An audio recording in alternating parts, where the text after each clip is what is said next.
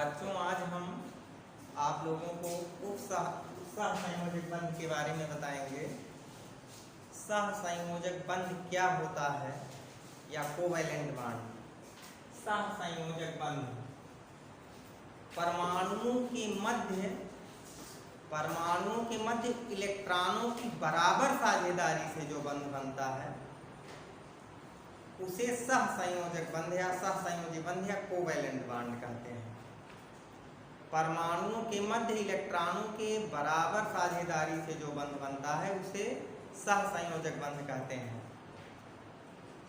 सहसंयोजक बंध कब बनते हैं? सहसंयोजक बंध प्रायः अधातुओं के मध्य बनता है या वे तत्व जिनकी विद्युत ऋणात्मकता में 1.7 से कम का अंतर होता है उनके मध्य सहसंयोजक बंध बनता है। अब सहसंयोजक बंध के कुछ उदाहरण निम्नवत हैं। जैसे देखिए H2 अणु, H2 अणु, H2 अणु में 2 हाइड्रोजन परमाणु हैं। इसमें जो है दोनों हाइड्रोजन परमाणु एक इलेक्ट्रॉन की साझेदारी करके जो है हाइड्रोजन अणु का निर्माण करते हैं। देखिए H की वायु कोश में 1 इलेक्ट्रॉन होता है, इसके भी वायु कोश में 1 इलेक्ट्रॉन होता है। दोनों जो है आपस में साझेदारी करते हैं H और ये शेयरिंग साझे का इलेक्ट्रॉन है। ये देखिए हीलियम संरचना प्राप्त कर लिया। ठीक है। सेम उसी तरह नाइट्रोजन के 2 परमाणु जुड़ करके जो है नाइट्रोजन का एक अणु बनाते हैं।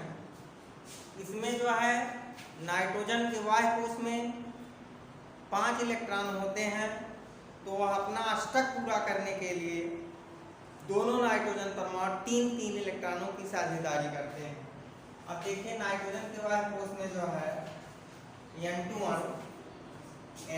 अणु, इसमें कैसे होगा? नाइट्रोजन के वायु कोश में कितने इलेक्ट्रॉन होते हैं? 5। कितने होते हैं? 5 इलेक्ट्रॉन होते हैं।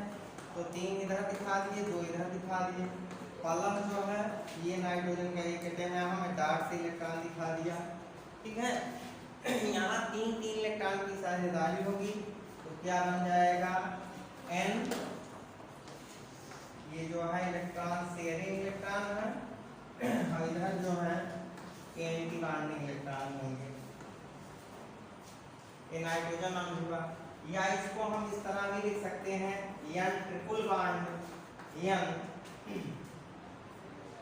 ये जो है एंटी बॉन्डिंग इलेक्ट्रॉन दिखा देंगे। ठीक है।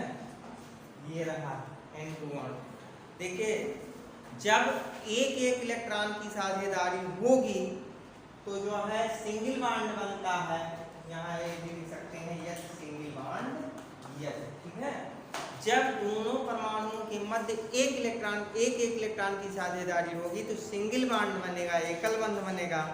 जब 2 परमाणुओं के मध्य जो है 2-2 इलेक्ट्रॉनों की साझेदारी होगी तो डबल बॉन्ड बनेगा या द्विबंध बनेगा, 2 सहसंयोजक बंध बनेगा। जब 3-3 इलेक्ट्रॉन की साझेदारी होगी तब जो है ट्रिपल बॉन्ड बनता है या त्रिबंध बनता है। ठीक है।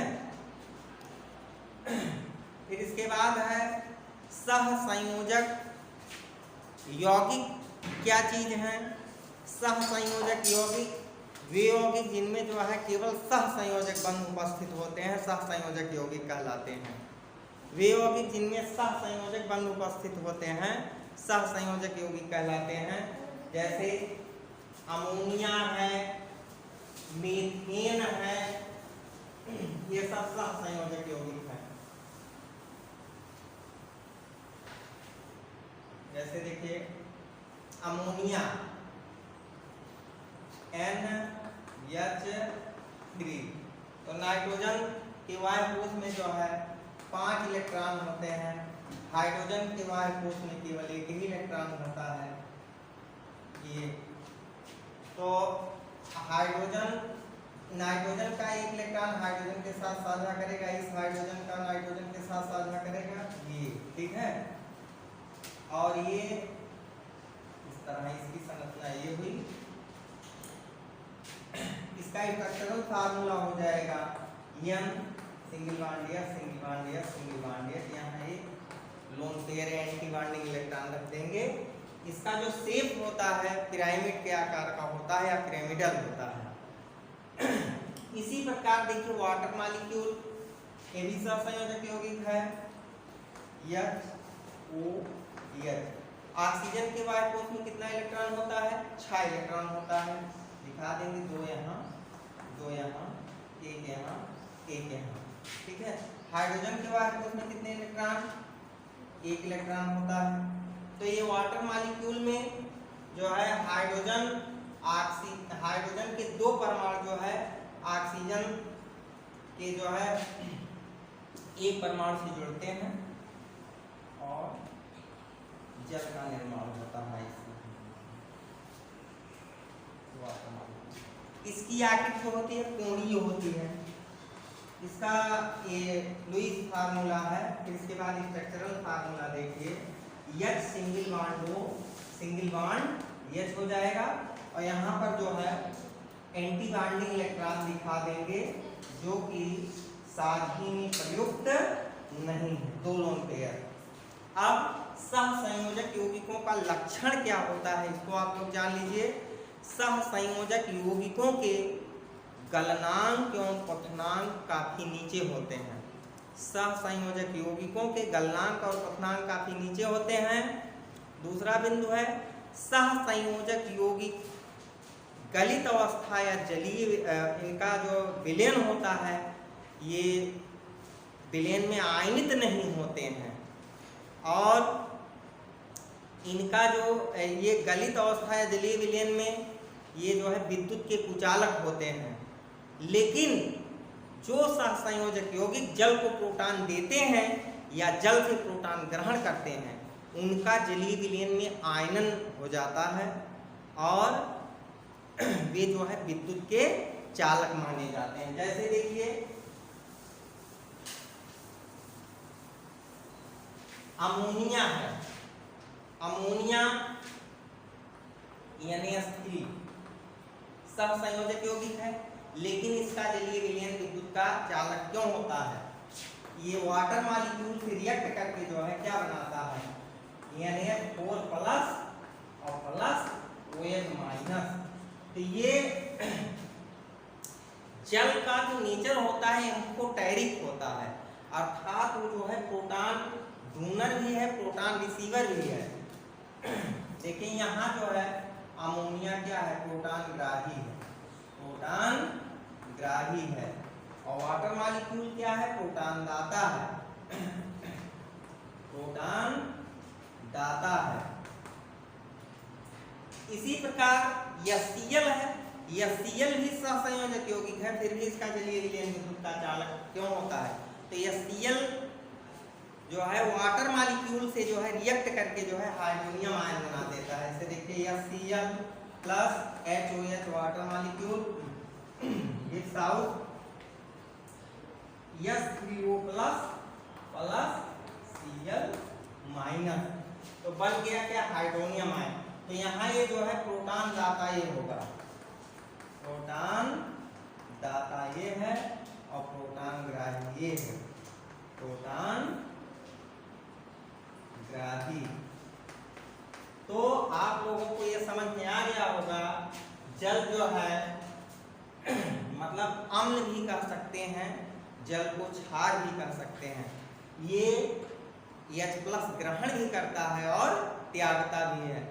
तो इस एम्फोटेरिक नेचर के कारण जो है जल को जो है उभयधर्मी प्रकृति वाला सॉल्वेंट कहते हैं।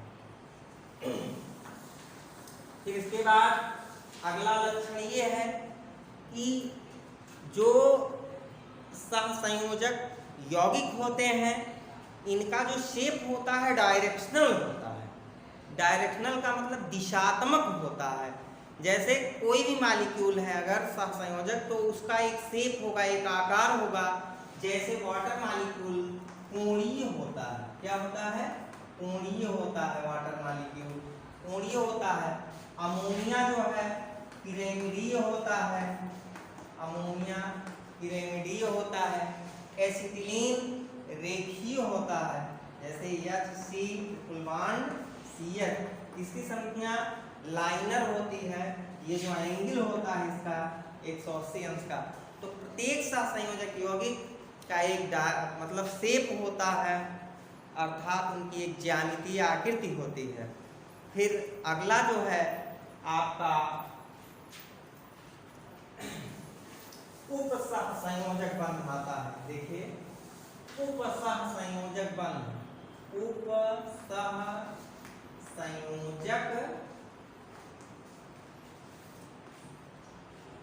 उपसहसंयोजक बंध,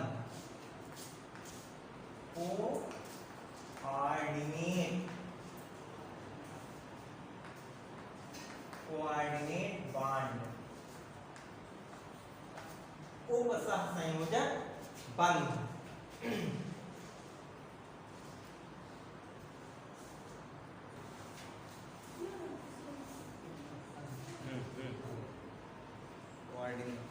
देखिए अगला बंध है बच्चों उपसहसंयोजक बंध या कोऑर्डिनेट बंध। इसको जो है सेमी पोलर या डेटिव बंध भी कहते हैं।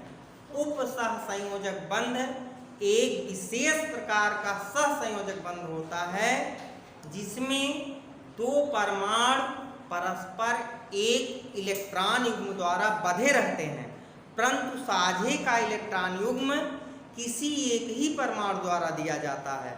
जो परमाणु साझे के लिए इलेक्ट्रॉन युग्म देता है उसे दाता परमाणु कहते हैं, तथा जो परमाणु इलेक्ट्रॉन युग्म ग्रहण करता है उसे ग्राही परमाणु कहते हैं। ठीक है। संरचना सूत्रों में जो है कोऑर्डिनेट बॉन्ड को एक तीर से प्रदर्शित करते हैं। कैसे प्रदर्शित करते हैं? एक तीर से प्रदर्शित करते हैं जो दाता से ग्राही की ओर लगा होता है। देखिए उपसहसंयोजक बंध के उदाहरण, जैसे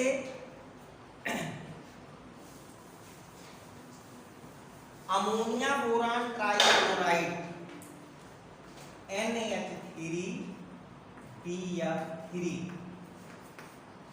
अमोनिया बोरान ट्राइक्लोराइड, यह जो है उपसहसंयोजक यौगिक है। इसमें अमोनिया अणु जो है दाता परमाणु है, दाता अणु है, और BF3 जो है ग्राही अणु है। अब NH3 की संरचना बना लेते हैं। N single bond S, single bond S, single bond H। इस पर एक लोन पेयर है, यही लोन पेयर जो है इलेक्ट्रॉन डोनर का कार्य करेगा। और जो है BF3 में बोरान के वाय कोष में कितने इलेक्ट्रॉन होते हैं? 3 इलेक्ट्रॉन होते हैं। तो ये BF3 हो जाएगा, ये इसकी संरचना हुई BF3 की। तो बोरान के वाय कोष में 3 इलेक्ट्रॉन, और 3 जो है क्लोरीन से साझा किया तो 6 इलेक्ट्रॉन आउटर सेल में हुए। तो इसलिए इसको एक जोड़े इलेक्ट्रॉन की और आवश्यकता होती है, और बाकी फ्लोरीन पर जो एंटी बॉन्डिंग इलेक्ट्रॉन है उनको दिखा देंगे 2 2 4 2 6। यहाँ देखिए 2 2 4 और 2 6। ठीक है। तो इसको क्या कहेंगे? दाता अणु कहेंगे। क्या कहेंगे? दाता अणु कहेंगे। और ये जो है ग्राही अणु है, ग्राही अणु है। बनेगा क्या? देखिए N single bond S, single bond S, single bond S, फिर कोऑर्डिनेट BF3। ठीक है। इसको जो है उपसहसंयोजक बंध पढ़ेंगे। क्या पढ़ेंगे?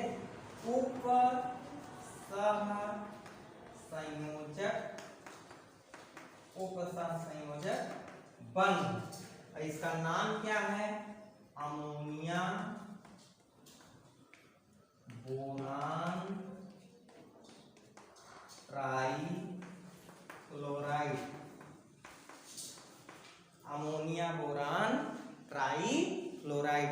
हाँ, ये भी जानना है उपसहसंयोजक बंध बनने के लिए एक अच्छा इलेक्ट्रॉन डोनर चाहिए और एक अच्छा इलेक्ट्रॉन रिसीवर चाहिए। मतलब वो जो है रिसीप्टर होना चाहिए कि एक अणु जो है इलेक्ट्रॉन दान करने वाला हो, अगला इलेक्ट्रॉन जो है रिसीव करने वाला हो, तो उनके मध्य जो बांड बनेगा उस सहसंयोजक बंध इसको कहेंगे। ठीक है। फिर दूसरा उदाहरण और हम बता देते हैं। हाँ, एक चीज और बताना है, जो इलेक्ट्रॉन देता है उसको जो है इलेक्ट्रॉन युग्म दाता या लुईज क्षारक कहा जाता है, लुईज बेस। और जो इलेक्ट्रॉन युग्म ग्राही होता है उसको लुई अम्ल कहा जाता है। जो इलेक्ट्रॉन युग्म ग्रहण करता है कोऑर्डिनेट बांड बनाने में उसको लुई अम्ल बोलते हैं, और जो इलेक्ट्रॉन देता है उसको जो है दाता परमाणु या लुईज क्षारक कहा जाता है। जैसे ये है, अगला उदाहरण मैं बता देता हूँ, टेट्राएमीन कॉपर सेकंड क्लोराइड का टेट्राएमीन कॉपर सेकंड आयन। देखिए Cu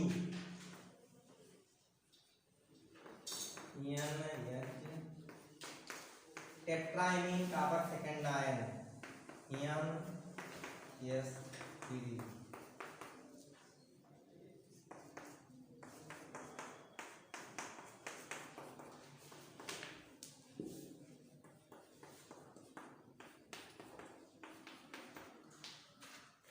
यहाँ सबके ये आपको पता होगा कि नाइट्रोजन या अमोनिया में नाइट्रोजन परमाणु के पास एक लोन पेयर होता है जो कि साझे में प्रयुक्त नहीं होता है।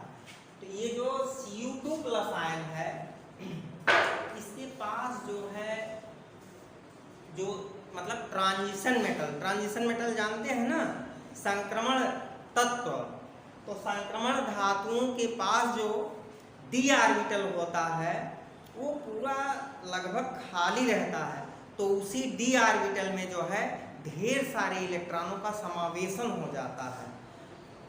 इसलिए जो है ये जो है प्रबल इलेक्ट्रॉन युग्मग्राही का कार्य करते हैं। जो संक्रमण ट्रांजिशन मेटल के जो आयन हैं प्रबल इलेक्ट्रॉन युग्मग्राही कहे जाते हैं, अर्थात इनको प्रबल लुई अम्ल कहा जाता है। इसीलिए जो है ट्रांजिशन मेटल के ढेर सारे कॉम्प्लेक्स कंपाउंड पाए जाते हैं।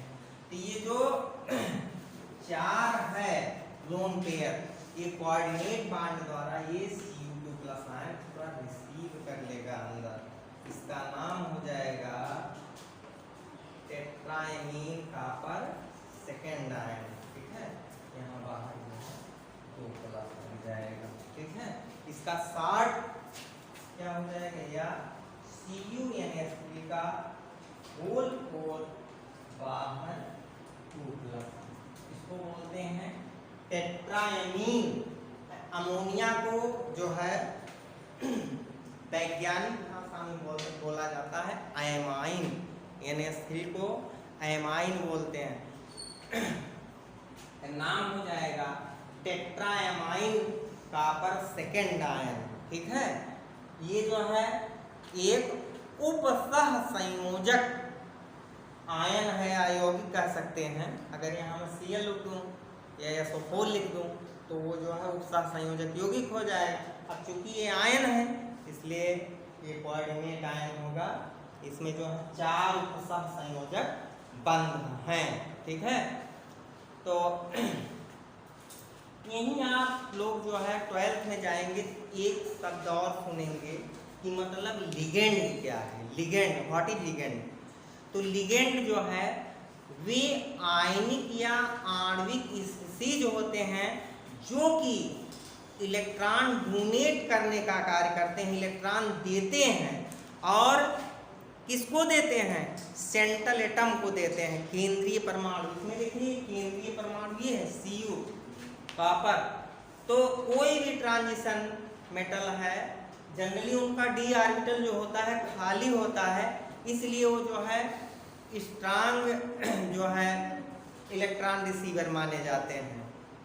और उत्साह संयोजक बंध द्वारा जो है लिगेंडों के इलेक्ट्रॉन को अपनी ओर खींचते हैं और उत्साह संयोजक बंध द्वारा जोड़ते हैं। तो ये रहा जो है उत्साह संयोजक बंध। उत्साह संयोजक यौगिक, वे यौगिक जिनमें उत्साह संयोजक बंध उपस्थित होता है उन्हें उपसह संयोजक यौगिक कहते हैं। उपसह संयोजक यौगिक में और उदाहरण मैं दे दूं, जैसे देखिए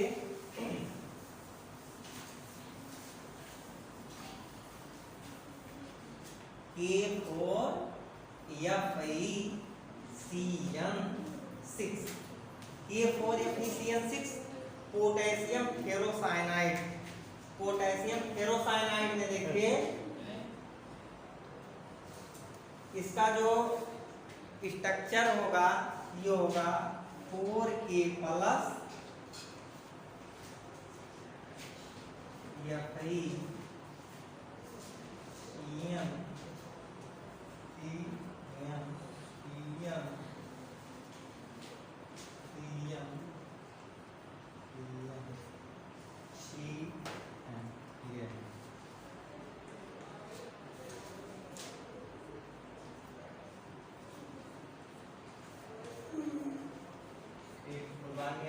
बाइंडिंग इलेक्ट्रॉन एक रहेगा जो कि साथ में के मतलब प्रयुक्त नहीं नाइट्रोजन का।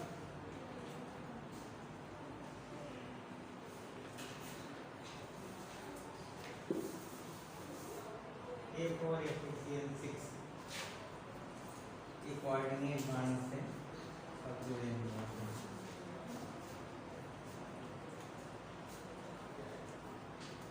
तो हमने जो है 4 माइनस K4FeCN6 का ये स्ट्रक्चर है। अब इसी के साथ जो है उपसह संयोजक बंध समाप्त हुआ। शेष अगले दिन